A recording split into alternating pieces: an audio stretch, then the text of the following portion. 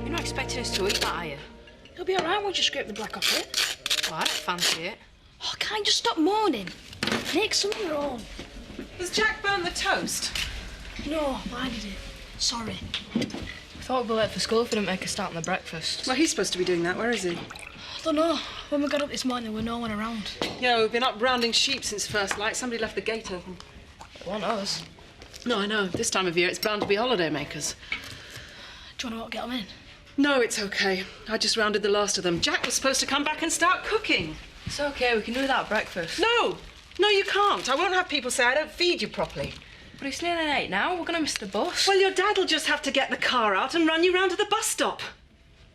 It's about time he did something round here to help. This morning.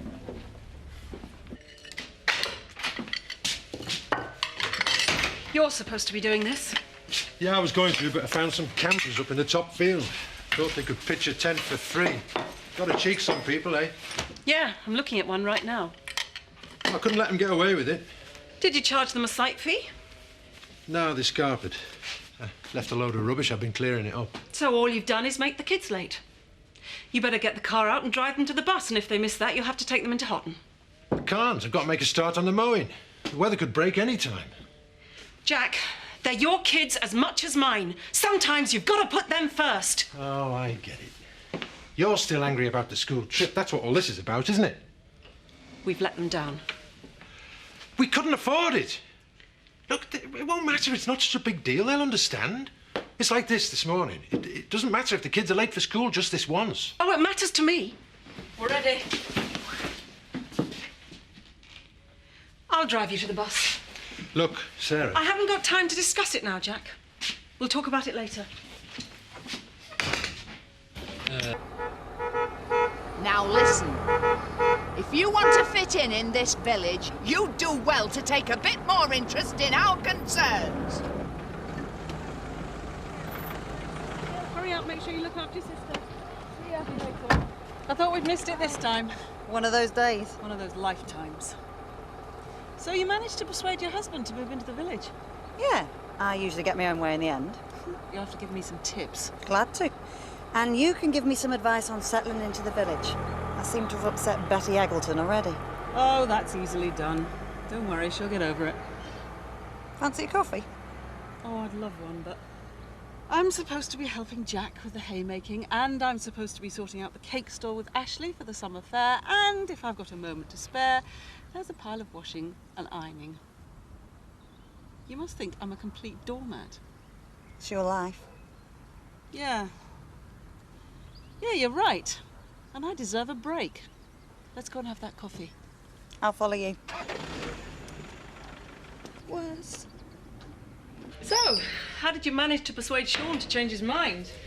I handcuffed him to the bed. What? It took a few hours, but he started to see things my way. Well, that wouldn't work with Jack. Certainly wouldn't solve the problem where the money was coming from for the boys' school trip. Are things really bad financially? Well, it depends how you look at it, really. The farm isn't making enough money to break even anymore, but we're sitting on land that's worth a small fortune. So it's simple. Sell a few acres and all your problems are solved. Oh, Jack could never do that. Farming's not just a job for him, it's his life.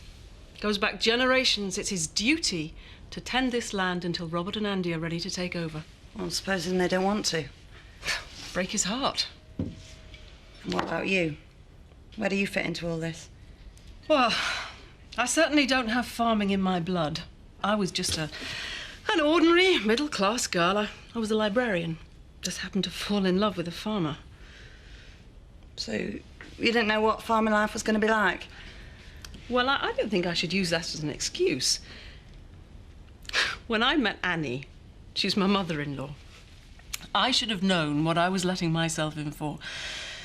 Up at 5 to do the early milking, then back to the kitchen to cook nourishing meals for the family. Was that my idea of hell? Yeah, me too.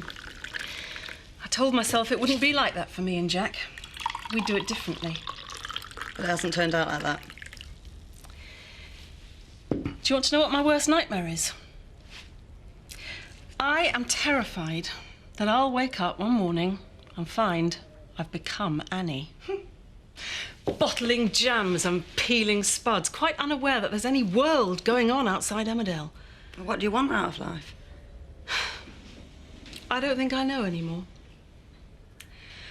I'm just so busy worrying about whether the kids have got clean shirts or if I'll get all the chores done that there just isn't time to think about myself anymore. Well, I'd say this was a good time to start.